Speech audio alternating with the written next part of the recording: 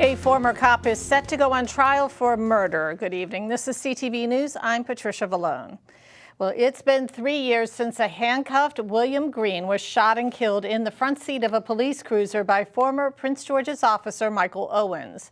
Today, both sides in the case appeared in court for the start of the murder trial. Yes, the trial was scheduled to begin today, Patty, but the defense attorney filed for a petition for continuance, and it was granted after a lengthy delay. We have learned that that reason was because the defense's use of force expert was unable to take part in the trial due to a recent surgery. Now, we spoke to one activist. She's with Moms Demand Action. Darlene Rainey says she was very disappointed by today's decision. Why didn't you go to trial today? Maybe because the state wasn't going to win. I mean, murder is murder. I don't care how you do it. So what's the problem? Stop the plea deals. You couldn't get a plea deal, so now you want to stall. Stop it. Justice is justice. Make it happen. The family was visibly and noticeably upset and shaken by today's decision. They chose not to speak on camera. Now, a continuations judge has set February the 16th for the date in which another judge will decide on when the trial date will be. From Upper Marlboro, outside the courthouse, I'm Taylor Thomas for CTV News. The Laurel City Council pauses its discussion of a rent control. The council had been working on enhancements to existing policies and programs after spikes in rents across the city. City lawmakers decided to work with the county on its new legislation, the Rent Stabilization Act of 2023. That bill would temporarily amend the landlord-tenant code to limit rent increases and provide penalties. But not all city council members are on board. I, of course, I'm not thrilled. I know that, we've been tackling this issue and working on it for almost a year. A year from now, we had, 5 seniors that were going to get evicted, and we were able to step in and negotiate with the landlord. One of the things that I've expressed to, the council over and over was that I would love to pass something, long term, so we didn't have to, continue negotiating, right? Because a lot of times it takes several weeks. It takes mental anguish of, of course, the residents. And the thing is some people believe that, rent stabilization is a Band-Aid. I don't believe anybody has said that, it's going to be the end-all, be-all, right? But who doesn't want a Band-Aid if you're bleeding? Meantime, other municipalities are continuing with their own rent stabilization measures. Hyattsville is introducing a bill this evening during a meeting at 7. For more information, you can go to hyattsville.org. Tomorrow, the city of Mount Rainier will consider a measure during a council meeting scheduled for 7 p.m. And next Monday, February 13th at 6 p.m., the Laurel City Council will discuss the issue as well. All 3 meetings will be virtual. Well, here are the latest COVID-19 numbers for our area. The Maryland Department of Health has confirmed 840 new cases. The positivity rate in Prince George's is at 12.25%. 14 Marylanders have died of COVID over the past 24 hours. 477 people are hospitalized with the virus. A Catonsville woman is arrested by federal authorities on charges that she plotted to destroy energy facilities in the Baltimore area. According to the Baltimore Banner, Sarah Clendaniel was recorded telling an FBI source that she planned to shoot up energy substations, including in Reisterstown and Perry Hall. Officials say she collaborated with Brandon Russell, an alleged neo-Nazi leader from Florida who has also been arrested. Maryland Attorney General Eric Barron said, quote, "This planned attack threatened lives and would have left thousands of Marylanders in the cold and dark." You're watching CTV News. I'm Patricia Vallone. Coming up, a sweet taste from Mr. Bake. Byron Scott takes us back to the Riverdale restaurant for a sweet treat. Stay with us.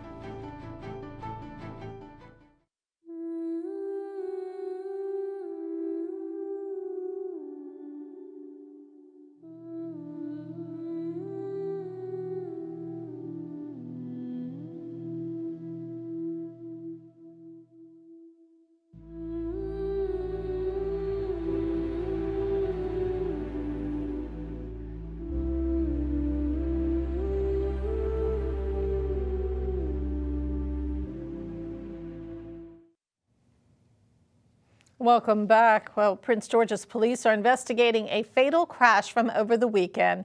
The victim has been identified as 40-year-old Earl Eastep of Waldorf. Officers were called to the 14,000 block of Brandywine Road Saturday night for a report of a crash. Police say the victim was traveling southbound on Brandywine Road when his car crossed the double yellow center line and hit a tree. He was pronounced dead on the scene. And police have identified the woman found dead in a Suitland apartment Saturday night. She's Andra Sweeper of Baltimore. Police were called about an unconscious woman in the 2300 block of Curtis Drive. When they arrived, Sweeper was found suffering from trauma to the body and was pronounced dead on the scene. A $25,000 reward is being offered to anyone with information that leads to an arrest and indictment in this case. Maryland officials say some 80,000 Marylanders may lose their eligibility to qualify for Medicaid coverage this spring. That's when the federal government reinstates a requirement that existed before the pandemic for states to verify the eligibility of recipients. Benefits would end beginning in May, but officials say they will try to direct residents to other programs. Maryland has nearly 2 million Medicaid recipients. Maryland lawmakers will be pushing for tighter gun laws in Annapolis this session. Hearings begin tomorrow on several key gun control measures, including the Gun Safety Act of 2023. Another measure is Senate Bill 185. It would alter gun safety regulations to include state police tracking and screening of all firearms that have been surrendered under court protective orders. During a recent press conference, Senator Will Smith said he was concerned about how the Supreme Court's Bruin gun ruling would impact Maryland. We had a briefing last week with the state police, and they told us that after Bruin, before they used to issue about 14 to 15,000 wear carry permits a year. After Bruin, they've done 80,000. 80,000. They're doing more now in a month than they used to do in an entire year. So you're going to have more guns in open spaces and public places. And Smith is one of the sponsors of the bill. A hearing on the measure will be held tomorrow at 1 p.m. Some Prince George's leaders call for a review of local police special enforcement units after the death of Tyree Nichols in Memphis. According to WUSA 9, State's Attorney Aisha Bravoy joined Council Member Edward Burrows calling for additional oversight. Burrows, who sits on the committee overseeing police, says the council needs information on how those units operate. In Memphis, 5 members of a special enforcement unit called Scorpion are charged with Nichols' murder. That unit has since been disbanded. Well, he comes from the Sugar Hill section of Harlem, but for the past 13 years, Prince George's County has been his home. And his name is Kareem Queenman, or Mr. Bake for short. Byron Scott has our story. Oh, you got me excited because I love the bake, baby. The shop is called Mr. Bake, and it's located in Riverdale. The specialty, dessert comfort food. Sweet potato cake is what we're #1 known for, and our banana pudding, which has gotten a lot of write-ups since we've been in this new home. Red velvet cakes, like I said, banana pudding, brownies to fudge to turtle, and we're building out. Owner Kareem Queenman is being recognized for his craft work in the kitchen. For me, as a young black gay man who, from a young age, knew he wanted to bake and knew that I was going to create some kind of change, but I didn't know how.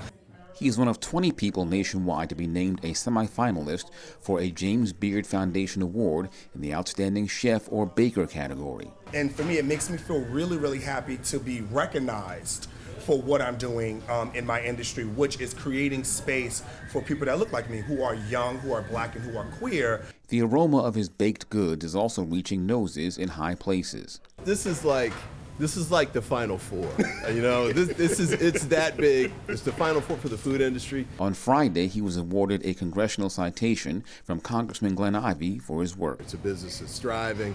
It's a business that's successful, and they're sort of landmark, doing great things, yes, getting us all on the charts together. Among his many awards and TV appearances, Mr. Bake has been named 2021 Pastry Chef of the Year by the Black Culinary Association.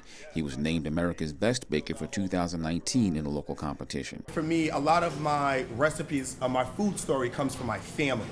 And because it derives from my family, a lot of the recipes and the traditions that I have strives from that. My aunt actually is one of the best bakers. My mom knew how to cook. My aunt gave me that banana pudding recipe that won my first award in high school. There you go. You know what I mean? So to have that over savory and sweet dishes, to win that really boosted me up, saying, all right, I'm going somewhere, I'm about to be somebody. In Riverdale, Byron Scott, CTV News. And Mr. Bake is located at the La Phantom Food Hall, and that is at 4501 Woodbury Street in Riverdale. Still to come here on CTV News tonight, Sports Talks with Simon Buggs. Stay with us. Hey, it's Simon Buggs, and coming up, a member of the UMD women's softball team talks about how she'll elevate her game this season, and the PGCC men's basketball team improves their record over the weekend. Stay right there, you don't want to miss it. You are loved. You are valued. You are resilient.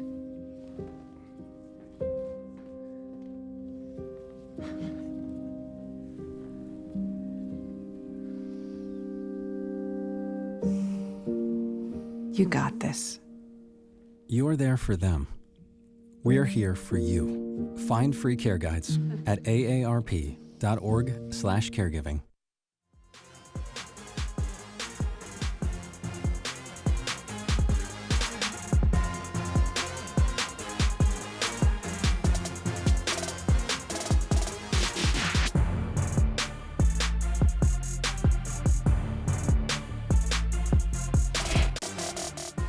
The UMD softball team continues to prepare as the season is just a couple days away.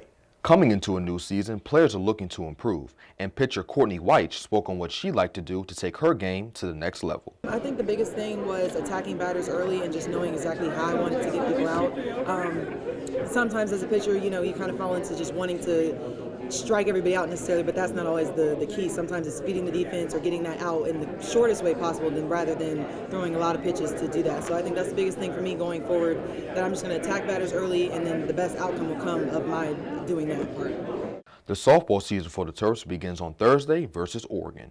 Now for some college basketball, the PGCC men's basketball team continues to play well as they came out on top in both of their games this past weekend against Garrett College and Westmoreland County Community College. The Owls are now 20-3 and will play their next game against Baltimore City Community College on Wednesday. And finally, the Washington Wizards will be taking the court tonight as they go up against the Cleveland Cavaliers at 7 o'clock. And that is your Monday Sports Page. Simon Buggs, CTV Sports. Thanks, Simon. And turning now to your weather forecast tonight, mostly clear and cold with lows near 29 degrees. Tuesday, partly sunny, highs in the low 50s, and Wednesday, partly sunny again, much warmer, highs around a whole 60 degrees, but possible rain overnight. Thursday, showers likely and highs in the mid-60s. That is CTV News for now. Thanks for tuning in. I'm Patricia Vallone. Have a great night.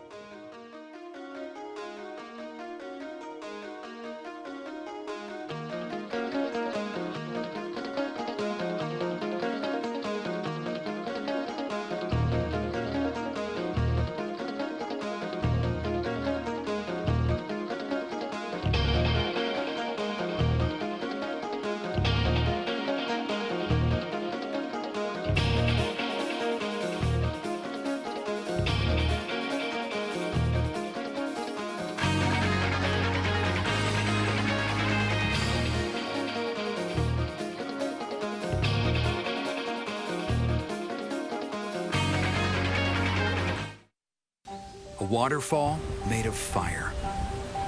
Goats that defy gravity. A turning point in history. A palace carved out of clay.